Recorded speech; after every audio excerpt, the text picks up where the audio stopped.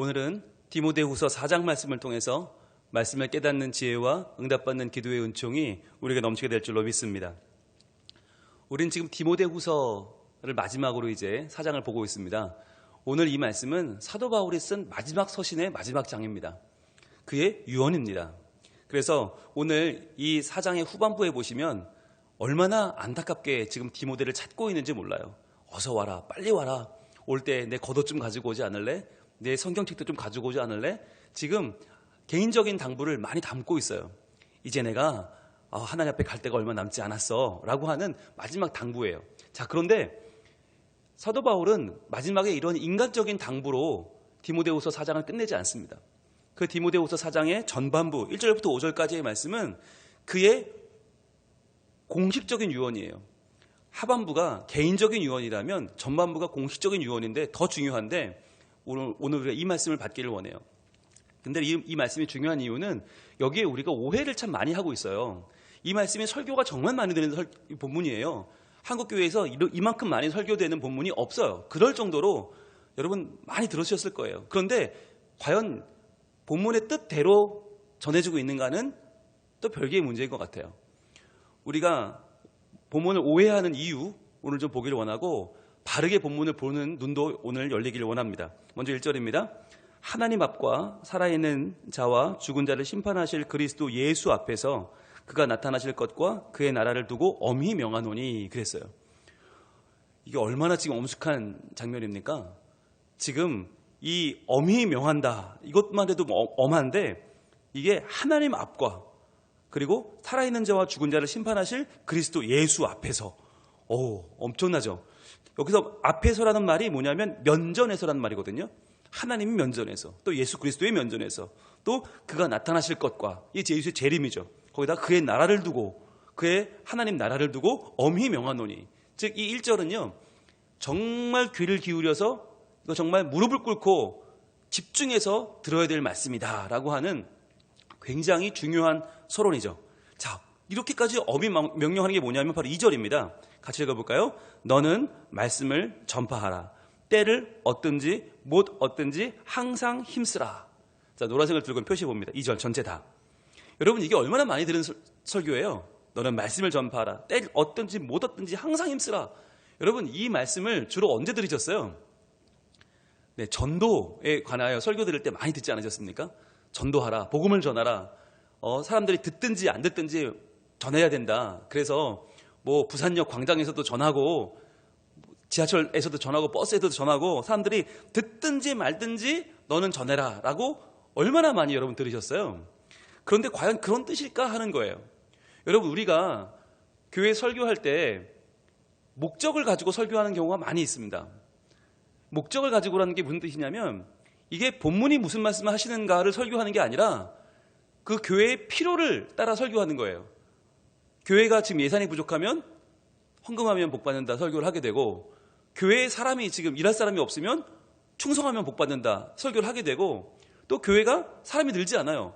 전도가 안 되면 전도하라는 설교를 목적을 두고 하게 되거든요. 여러분 근데 그것은 참으로 하는 사람도 불편하고 듣는 사람도 마음이 어렵죠. 게다가 제일 불편한 건 누굴까요? 하나님이에요. 하나님이 우리에게 말씀을 주실 때 그런 이유로 주신 게 아닌데 인간이 인간의 목적을 위해서 성경 말씀을 왜곡하는 거예요. 그래서 잘못 전하고 잘못 듣고 서로 잘못 부담 갖고 열매도 잘 맺혀지지 않아요. 여러분 우리가 이 본문을 디모데후서 4장 2절을 왜 자꾸 전도에 관한 본문으로 설교하고 전도에 관한 것으로 듣게 되는가? 그만큼 교회가 힘들다는 거예요. 그만큼 교회가 전도가 안 돼요. 그래서 전도하라는 좀 설교를 하고 싶은데 성경에요. 뜻밖의 전도하라는 본문이 거의 없어요. 여러분 선교사님들이 오셔서 선교에 대해서 설교하실 때 본문을 한번 잘 보세요. 몇 개 안 돼요. 마태복음 28장에 예수님이 승천하시면서 하셨던 그 지상명령 있잖아요. 너희는 가서 뭐 아버지와 아들과 성령의 이름으로 세례를 주고 뭐 그 부분 아니면 사도행전 1장 8절 오직 성령이 너에게 임하시면 너의 권능을 받고 뭐 그 본문 외에는 없어요. 여러분 성경이 의외로 전도에 대해서 강조하고 있지 않아요. 그런데 교회는 전도가 돼야 교회가 돌아가니까 운영이 되니까 자꾸 전도해 오라고 사람들에게 전도 설교를 해요. 그러다 보니까 이 본문도 마치 전도 설교인 것처럼 사람들에게 듣든지 말든지 전도해라. 무조건 전도하면 열매가 맺힌다. 하나님 함께 하신다. 그러니까 때를 얻었다고 못 얻었다고 따지지 말고 그냥 무조건 전도해라. 이러거든요. 여러분 근데 그렇게 해 보셨잖아요. 여러분 그렇게 해서 물론 열매도 맺었겠지만 얼마나 많은 상처와 얼마나 많은 부담감과 얼마나 많은 여러분 눈물을 흘렸습니까? 여러분 이 본문은 절대로 듣든지 말든지 전파라라고 하는 굉장히 무례하고 몰상식하고 무식한 전도법을 말하는 본문이 아닙니다. 여러분 이 본문을 잘못 읽으면 정말 남이 좋든 싫든 그 귀에 대고 소리 지르란 말밖에 안 돼요. 그거 소음 공해입니다. 그거 아주 악한 일입니다. 폭력입니다. 듣기 싫은 사람한테 억지로 전하는 것만큼 그러한 폭력은 세상에 더 없을 거예요. 왜 개신교가 이렇게 무식한 종교가 되었나? 왜 무례한 종교가 되었나? 상식이 없는 종교가 되었나? 생각해 볼 필요가 있어요. 여러분 이 말씀은 전도에 대한 말씀이 아닙니다. 전도에 대한 본문이라면 정말 금과 옥조처럼 떠받들고 전도에 대한 거라면 귀에 못이 박히게 전달하는 한국교회는 상당한 문제가 있어요. 이것은 우리의 연약함을 오히려 증명해 보여주는 거예요. 우리는 전도를 못한다. 우리는 전도가 안 된다라고. 우리의 예배로서는 우리의 교육은 우리의 선교는 우리의 친교는 더 이상 전도에 불가능하다고 우리는 전도의 능력을 잃어버렸다고 고백하는 것과도 같아요. 엉뚱한 본문을 가져다가 전도라고 끼워 맞추고 사람들에게 억지로 사람들 끌어오라고 내보내는 건 이건 피라미드나 하는 짓이지 이거는 다단계 판매나 하는 일이지 교회가 해야 될 일은 아니에요. 자 그렇다면 이 말씀의 원래 뜻이 무엇인가? 여러분 너는 말씀을 전파하라. 때를 얻든지 못 얻든지 항상 힘쓰라. 여기서 너는 누굽니까? 디모데죠. 디모데가 뭐 하는 사람이에요? 여러분 디모데가 노방전도단이에요? 디모데가 머리에 띠 두르고 커피 타가지고 티슈 들고 나가서 한 번만 우리 교회 와보세요 전도하는 사람이에요? 아니에요. 디모데는 말씀을 전하는 사도예요. 그러니까 여기서 말씀을 전파하라는 말씀은 노방전도가 아닙니다. 이거 부산역 앞에서 전도하라는 얘기가 아니고 저 괴정시장 가서 듣든지 말든지 외치라는 소리가 아니고 이 말씀은 하나님의 말씀인 설교를 말하는 겁니다. 설교하라. 설교를 하는데 때를 얻든지 못 얻든지 항상 힘쓰라. 여기서 전파라는 이 말 캐리소라고 하는 단어 캐리소는 선포하다 이거든요. 포고하다, 선포하다. 즉 말씀을 전하는 것, 말씀을 선포하는 것을 말하는데 자 때를 얻든지 못 얻든지 이 말이 뭐냐면 앞에 나오는 때를 얻든지는 유카이로스고 뒤에 있는 못 얻든지는 아카이로스예요. 자 카이로스가 뭐죠? 시간을 나타내는 두 가지 말 중에 크로노스는 시간의 흐름을 말하는 것이고 단순한 흐름이고 카이로스는 하나님의 때라고 했죠. 하나님이 주시는 기회, 하나님이 함께 하시는 능력의 순간이 바로 카이로스인데 유카이로스는 좋은 하나님의 능력이 임하는 좋은 때, 유는 좋다는 뜻이니까 아카이로스는 아는 나쁘다는 뜻이니까 부정어니까 하나님이 뜻이 임하지 않는 하나님이 함께하지 않는 것 같은 때가 아카이로스예요. 그런데 여러분 설교를 하다 보면 그럴 때가 있어요. 설교를 하다 보면 제가 준비한 것보다 더 능력이 임하고 더 분위기가 좋고 더 성령이 충만해서 모두 은혜 받을 때가 있어요. 그게 유카이로스예요. 하나님이 함께 하시는 그 거룩한 능력이 내게 임하는 그때 있어요 분명히. 그런데 아카이로스도 있단 말이죠. 준비를 정말 열심히 했는데 정말 막 밤새고 설교 준비에 올라왔는데 설교가 잘 안 될 때가 있어요. 반응이 안 좋고 이건 뭐지? 이건 뭐지? 계속 엔진하고 계속 여기저기서 실수 터지고 제 마음 자꾸 무너지고 이럴 때가 있어요. 그게 아카이로스죠. 이 말은 뭐냐면 유카이로스와 아카이로스가 말하는 건 내가 준비했다고 다 되는 게 아니란 말이에요. 내가 100% 준비했다고 100% 결과가 나오는 게 아니라 내가 때로는 부족한데 하나님이 채우시면 200%가 되기도 하고 내가 100% 준비했는데 거기에 매달려서 너무 준비한 것만 생각하다 보면 성령의 역사가 없어서 80% 70%로 떨어지기도 해요. 그걸 말하는 것이에요. 그러니까 설교자가 내가 준비한 것을 의지하지 말고 하나님의 카이로스가 임하는 것을 기대하며 거기에 의지하고 말씀을 전하라는 뜻이에요. 그래서 항상 힘쓰라는 이 단어도요. 무슨 뜻이냐면 에피스템이라는 이 단어는 곁에 서 있다, 가까이 있다라는 말인데 이 무슨 말이냐면 항상 옆에서 그것을 지켜보고 다루고 시도하라는 말이에요. 즉 성실하게 준비하라는 말이에요. 선포하는 것을 쉬지 말고 계속해서 꾸준히 선포하라. 그래서 여러분 제가요 담임 목사가 되고 설교가 늘었어요. 어떻게 늘었을까요? 담임들은 다 설교 잘해요? 아니잖아요. 예, 어떻게 늘었을까요? 계속 하니까 느는 거예요. 매일 하니까 늘어요. 예, 매일매일 설교하면 설교가 늘더라니까요. 항상 힘쓰라는 바로 그런 말이에요. 에피스템이 옆에 있어라. 가까이 있어라. 항상 자리를 지켜라. 그러면 하나님이 카이로스, 하나님의 때를 주신다는 거예요. 그래서 이 말씀은 아무리 봐도 노방전도가 아니고요. 전도대 등 떠미는 말씀이 아니고요. 설교자에게 주시는 말씀이에요. 설교자. 내가 준비한 거 믿지 말고 하나님의 카이로스를 의지하며 그 옆에서 성실하게 이 말씀을 준비하고 전해라 라고 하는 거죠. 여러분 그렇게 전도 설교가 아니라 설교하라는 이 본문인 이유가 뭐냐? 또 나와요. 2절 하반절에 범사의 오래 참음과 가르침으로 경책하며 경계하며 권하라 그랬거든요. 자, 여기 나오는 여러분 오래 참음, 설교하려면 오래 참아야 됩니다. 네, 요즘 같은 때는 더 그렇죠. 비대면에 또 대면해도 마스크 쓰고 계시고 네, 표정도 안 보이고 여러분 오래 참음이 필요합니다. 게다가 이 오래 참음은요 자기 자신에 대한 것이기도 해요. 설교가요 진짜 마음에 안 들어요. 내가 썼는데 아우 이거 가지고 어떻게 설교하지 이런 마음이 들어요. 이런 설교를 가지고 올라가면 창피당하지 않을까? 하나님 영광이 먹칠하는 거 아닐까? 과연 교우들이 이런 설교를 듣고 영적으로 잘할까? 여러분 이런 마음이 자괴감이 들어요. 그런데 그걸 참아내야 돼요. 그걸 참고 항상 힘써야 되는 거죠. 이 말씀을 증거해야 되는 거죠. 그게 이제 오래 참음이 필요해요. 게다가 가르침으로. 디다케 아닙니까? 디다케. 여러분 생면부지의 사람을 노방에서 어떻게 가르칩니까? 디다케는요 서로 관계가 맺어져야 가능한 거예요. 설득력이 있는 가르침을 전해야 되는데 처음 보는 사람한테 부산역 광장에서 어떻게 디다케를 합니까? 불가능한 얘기죠. 이건 설교죠. 게다가 더 중요한 거 경책하며 경계하며 권하라. 자, 경책 동그라미 해보세요. 이게 무슨 말이냐면 엘렌코라는 말인데 이게 질책한다는 말이에요. 증거를 대다, 유죄로 판결하다 뜻이 바로 엘렌코, 경책하는 거예요. 이건 설교죠. 여러분 설교 자리에서 서로 관계가 맺어져 있어야 설교자가 여러분 이것은 죄입니다. 이건 떠나야 됩니다 라고 말하지 처음 보는 사람한테 어떻게 말해요? 못하죠. 게다가 경계하며 이것도 에피티마오라는 단어인데 에피티마오는 벌한다라는 말이에요. 벌한다. 즉 하나님이 우리를 벌하시는 것을 어떻게 전해요? 설교 시간에 전해야 되는 거죠. 게다가 권하라. 우리가 아는 단어죠. 파라 칼레오. 옆으로 부른다는 단어죠. 위로하다. 용기를 북돋다. 이게 설교 아닙니까? 설교야말로 말씀을 전파하고 항상 힘쓰고 오래 참고 가르치고 경책하고 경계하고 권하고 이게 다 설교예요.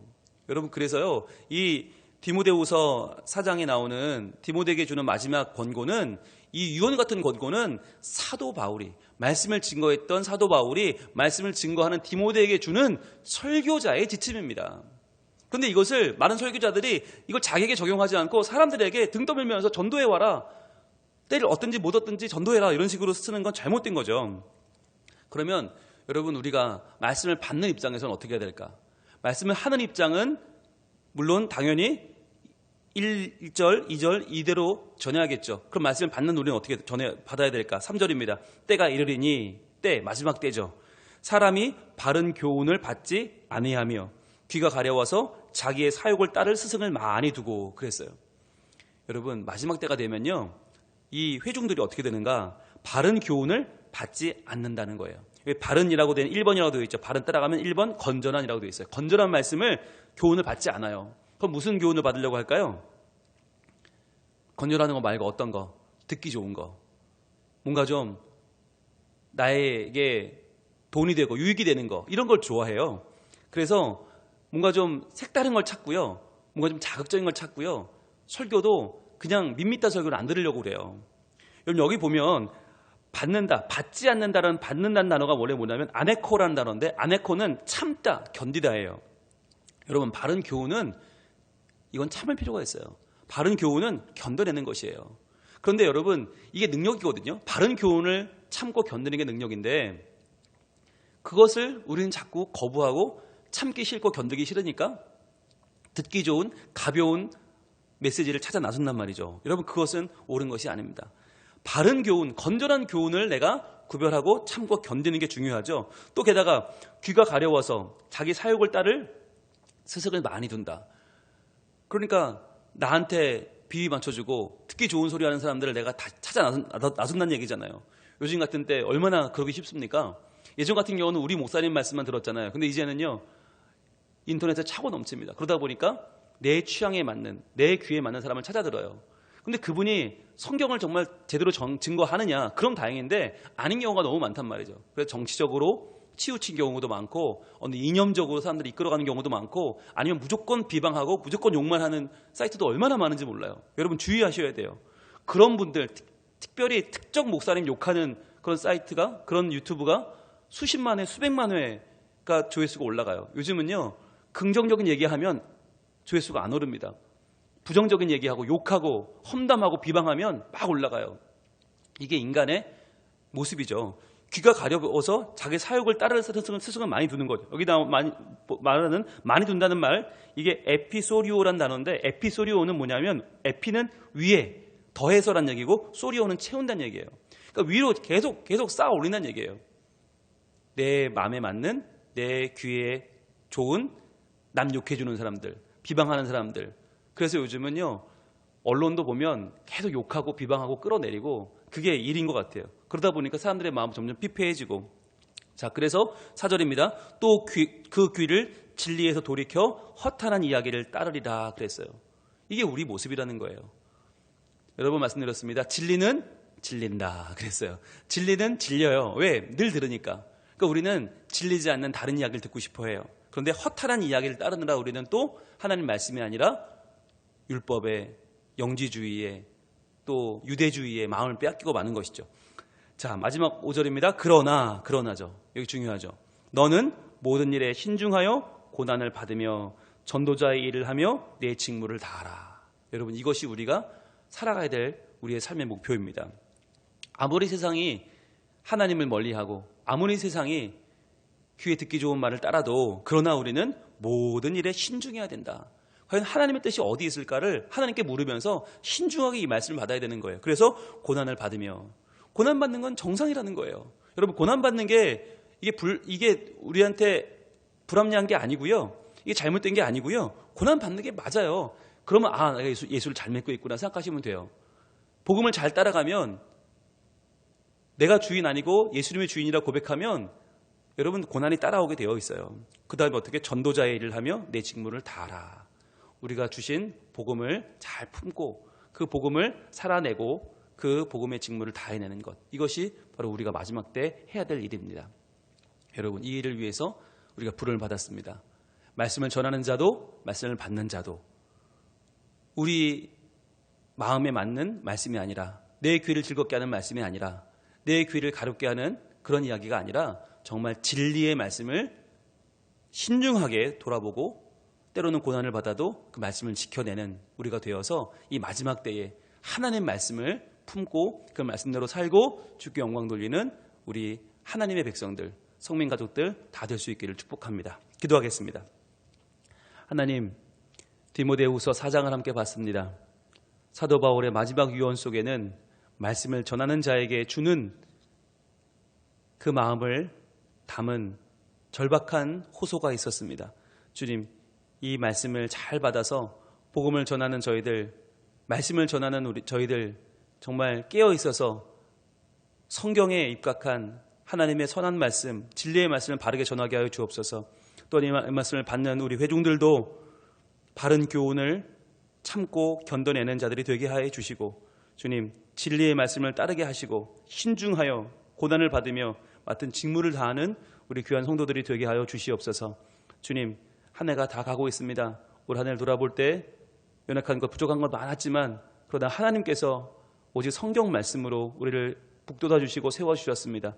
그 말씀에 힘을 얻어 주님, 올 한 해 잘 마무리하고 새해를 맞이하길 원하오니, 주님, 말씀으로 나를 돌아보는 자들이 되게 하시고 다시 한번 때를 얻든지 못 얻든지 이 말씀을 바르게 설교하고 바르게 듣고 바르게 살아내는 우리 모두 되게 하여 주시옵소서. 예수님 이름으로 기도합니다.